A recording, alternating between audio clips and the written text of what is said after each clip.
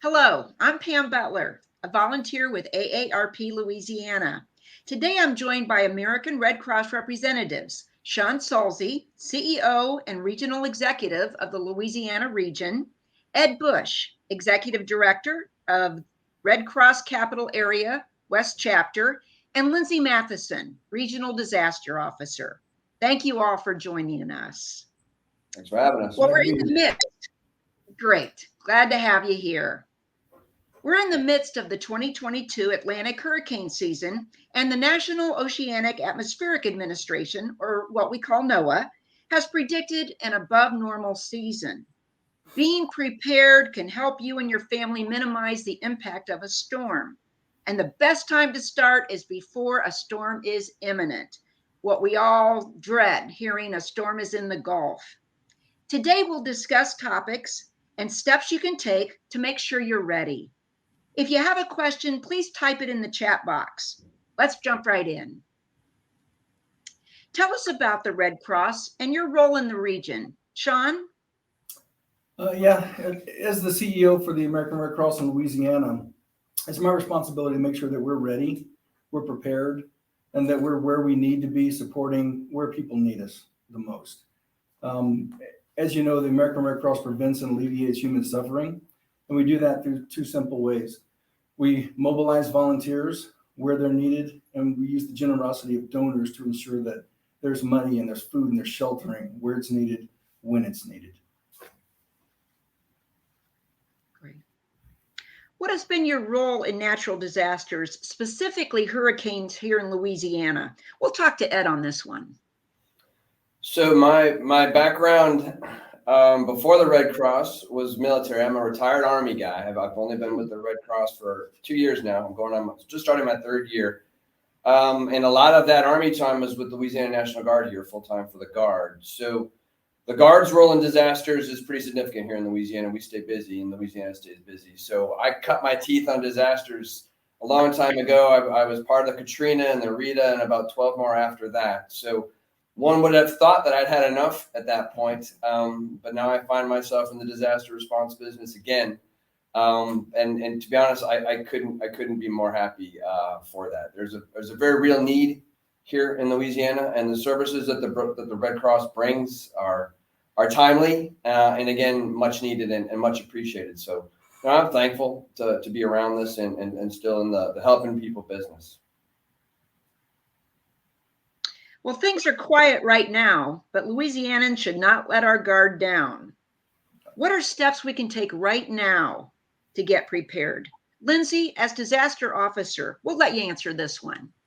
Sure, and you are right. It has been unusually quiet so far, but that let's hope that's not the calm before the literal storm. We know that NOAA still believes that this is going to be an above average season, so we may still yet see disastrous hurricanes hit. And the best way to get prepared is really to think through what the plan will be.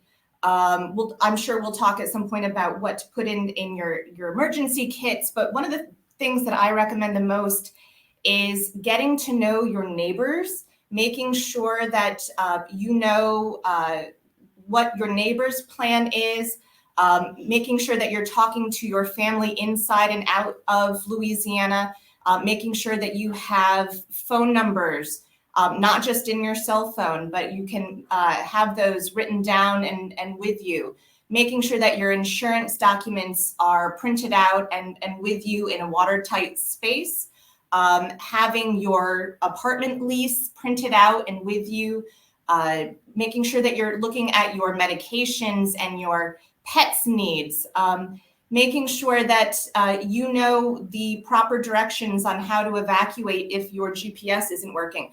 Mainly thinking through all those things that might take place. These types of webinars are very good reminders. Louisianans are very experienced with hurricanes, but just having these reminders of knowing it might happen and it probably will is a good way to get prepared, just to think through the plan. Well, Ed, Lindsay just touched on the emergency kit, also known as a disaster kit. would you talk about why it's important to have one during a disaster, and what else should be included in the kit besides what Lindsay just mentioned? And for you Yes. watching this program, you can write in the chat box your top 5 items that you want to make sure you have in your disaster kit. Go ahead, Ed. Yeah, sure.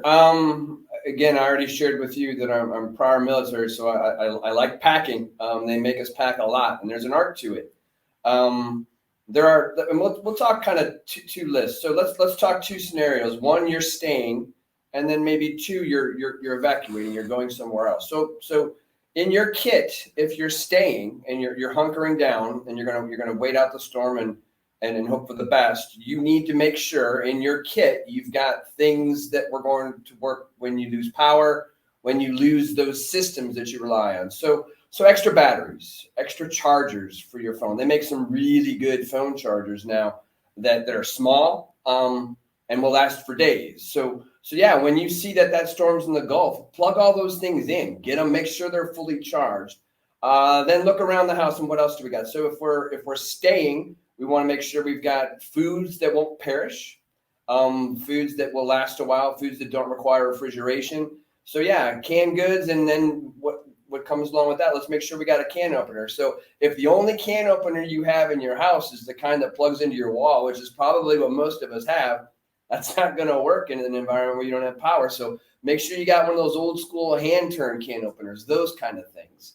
So let's talk about what might be in your kit if you're leaving. All those important documents that you have, your will, your certificates, your marriage certificates, your financial documents. Maybe print out a copy of the balance of your IRA and what's in your savings account. So you know what you've got and you can prove what you've got. Those kind of things that on the fly and on the go, you'll be glad to have.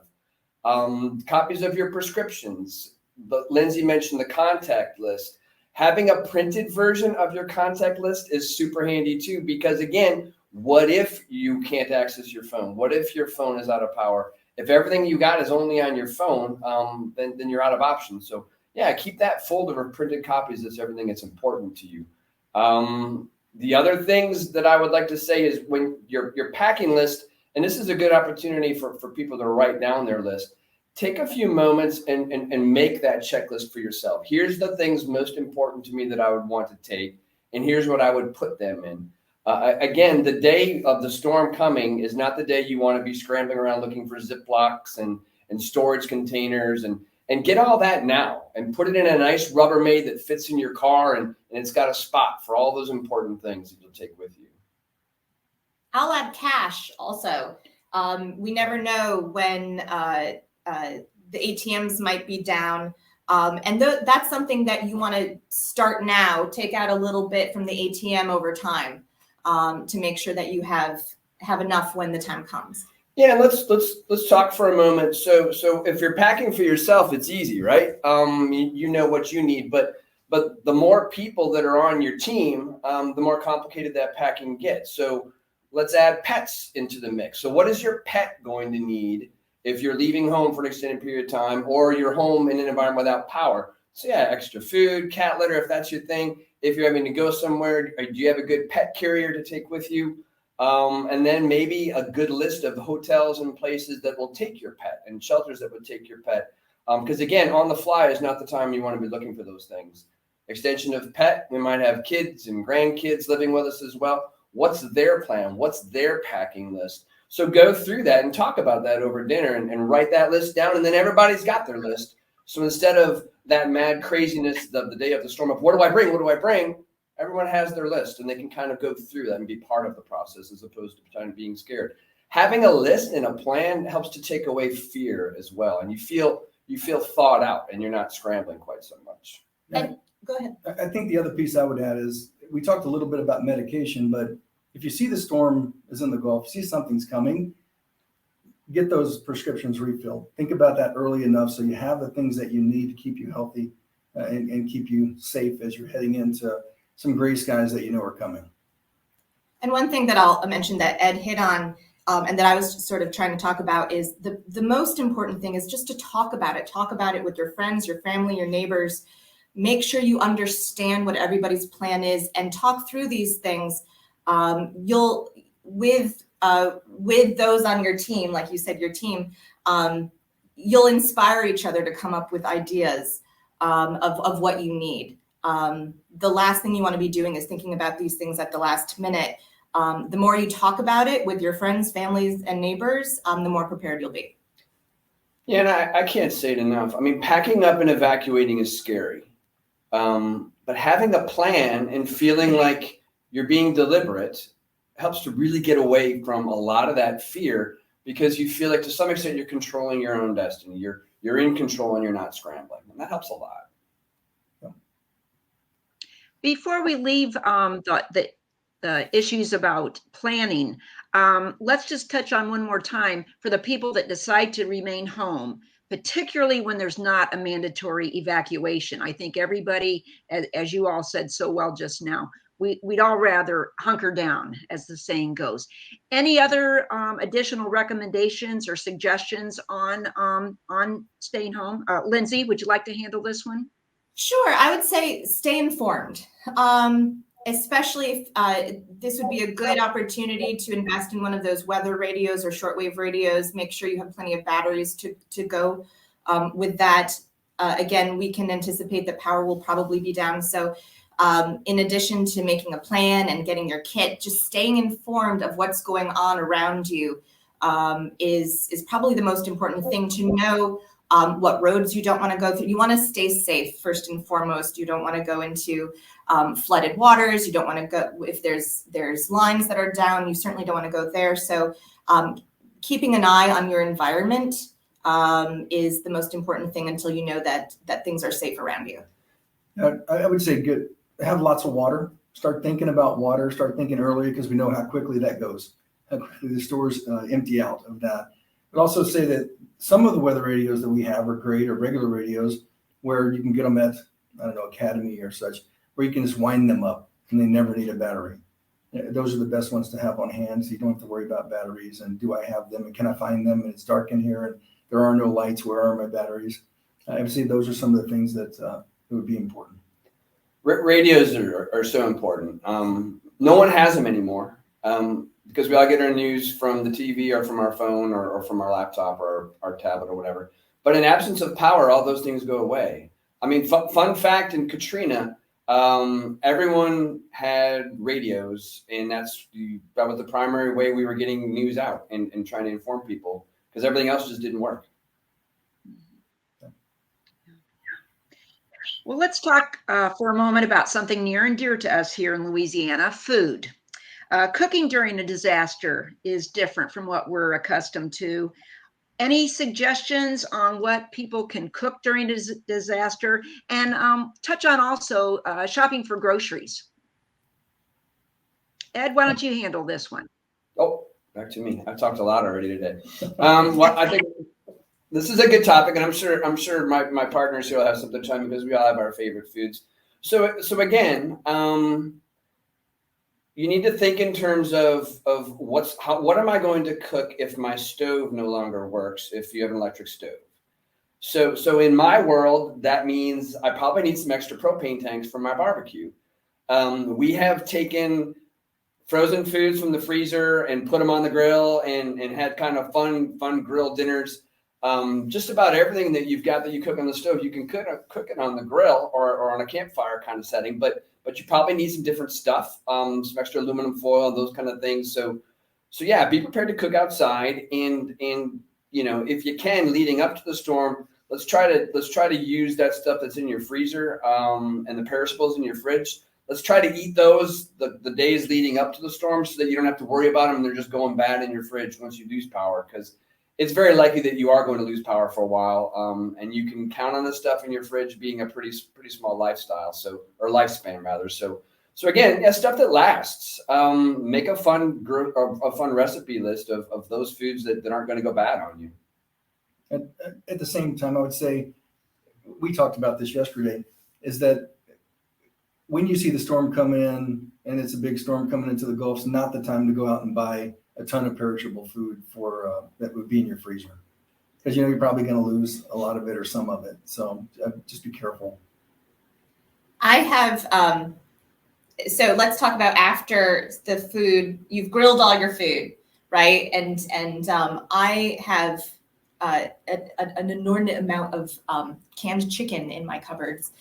Canned chicken, canned tuna, kind of that powdered peanut butter, applesauce, things that are perishable, but you can kind of spice up with some spices and make it a little bit, I'm not off the top of my head, I don't necessarily know like any recipes for you, but I think that Louisianans in particular, a lot of them really like their camping. And so anything that you might do camping is probably a good choice for cooking well into a power outage. Yeah, I think it can be a fun thing for the family to do when you're probably pretty miserable. If it's the summer months, it's probably hot and you don't have power and everybody's cranky and nobody's sleeping good. But breaking out that recipe card that you talked about and say, well, let's make the grilled pizzas tonight, or let's make the barbecue peanut butter sandwiches. That's how we're going to toast our bread. We're going to toast them on the barbecue. And try to make it be a little bit of fun. It takes sort of just the monotony of just the word miserable and this is horrible. Food is a fun way. And that's the first thing you said. We find comfort in food, especially here in Louisiana. So use that as a tool to kind of get through the misery of let's just try to grind this out and try to find something fun for everybody to do. And it's a great way to bring people together in the neighborhood, especially. No one wants to be stuck in their houses when there's no AC. So make it a little bit of a party with you and your neighbors. And back to pets, make sure you're thinking about when the storm's rolling in, am I getting the right food that I need for my pet to last for a little bit? So let's talk real quick though, from the Red Cross safety side. When you're firing up your propane tank or your crawfish pot and your burner, let's scoot that away from the house though, right? Let's not be cooking on our porch because it's convenient. Let's be safe and be mindful of fire hazards too. Last thing we want to be dealing with the fire now on top of everything else. Or bringing the generator in the house. Definitely don't do that. Yeah, there you go.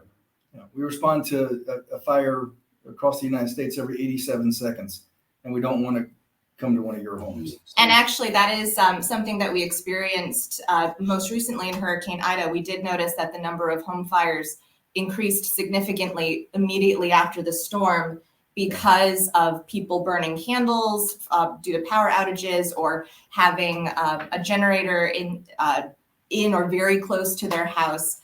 So that secondary disaster is something to look out for.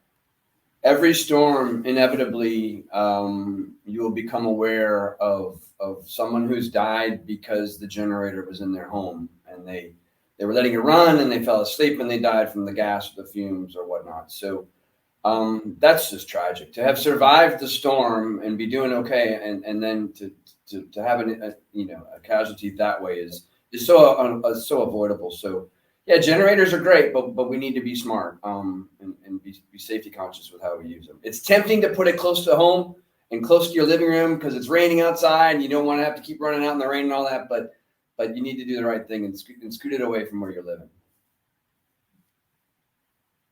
Well, this has been a great conversation and valuable information. I think even for people who we think we already know everything because we've been through the storms that you're talking about, these have been some excellent reminders of things we need to keep in mind and do long before a storm is in the Gulf.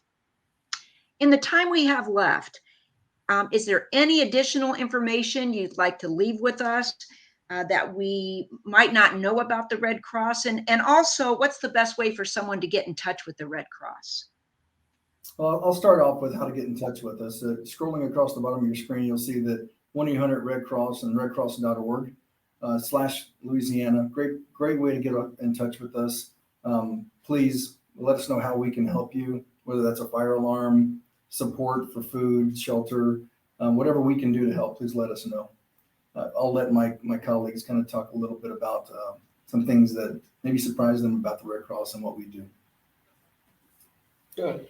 Well, I think that the number of volunteer opportunities that we have is kind of blows people's minds sometimes. All the things that people can get involved with, people typically think about us as doing shelters during, immediately after a hurricane. And we absolutely do those things. And we certainly need more Louisianans to join us in that effort. But people can get involved in our Sound the Alarm effort, which puts smoke alarms for free into people's homes. People can get involved as disaster action team responders and help people immediately after a home fire. That's some of the most rewarding volunteer work that you can do to immediately help someone in their time of need immediately after a fire. And then we actually have volunteer casework positions to work with people following a home fire to help them set them on their path to recovery. There are literally hundreds of things that you can do as a volunteer that most people don't know about. So I would really encourage people, if they're looking, they have some time on their hands and they want to do good in their community, the best way to help Louisianans is for another Louisianan to be part of that volunteer effort. So we're looking for more people to help join us. Yeah, I'll build on that a little bit too. I used to tell young men and women who are considering military service, look, what do you like to do? What are your interests? What do you like to do? What are your hobbies? Because chances are there's some soldier that's doing that for the military. And that applies 100% to the Red Cross. What are you interested in? And I bet you there's a spot for you to do that as part of the Red Cross. So yeah, we need to build the team. When I joined the Red Cross, I had no idea of the network of volunteers nationwide and the size of it. So the fun stat is that 90% of the Red Cross is comprised of volunteers. So that means when there's a disaster in your area and you go down to the shelter or you walk around and you see all those people with Red Cross vests on, helping, just doing their thing and helping people. 9 out of 10 of them are a volunteer. And a whole bunch of them are probably from another state other than where that disaster was. And that was impressive to me. It makes it harder on the Red Cross to do it that way, but they make it work. And it goes back to what Sean said at the very beginning: volunteers, partners, and donors. That's the big three. That's the three-legged stool for the Red Cross, and they need all three of those. Yeah, I think also important to point out is that 90 cents of every dollar that's donated to the Red Cross goes back in service delivery to the community. And if you look at most nonprofits, you don't see that, right? We take everything in. There's a little bit overhead, obviously, but then everything goes back into the community. It goes back to service delivery. It goes back to mission support. It goes back to sheltering, feeding, and making sure that we're taking care of our community. And that's super important. I'd also say that got about 330,000 volunteers across the United States. And that's a lot. But we only have 40 staff members, employees in Louisiana. And that's it. And they're supporting about 1,700 volunteers that are out there making this mission happen. And without them, no way we could do it. So I just want to give them a lot of kudos and say thank you to them as well. And to anyone watching, if any of this sounds like something you might be interested in, yeah, give us a call or go on the web. Yeah. I think when COVID hit, everyone jumped in their back seat and stayed safe, and probably rightly so. But the conditions are different now, and our volunteers are able to take a more active role now than we could 2 years ago. So yeah, if you're at all interested, give us a call. Well, on behalf of AARP Louisiana, I want to thank you for joining us today and all the great information. I mean, you three rock. You just do. Thank you. To our viewers, I know I speak for all of us when I say we want you to get prepared now. And for more information on disaster preparedness, in addition to the wonderful Red Cross resources, you can also visit aarp.org/LA. Again, my name is Pam Butler. I'm a volunteer with AARP Louisiana. And if you're interested in becoming a volunteer with AARP Louisiana, you can go to our website and complete the form. You can also email Daphne Young at dyoung@aarp.org. And we'll put this information in the chat box as well. And in this time of uncertain weather, stay safe and healthy, Louisiana.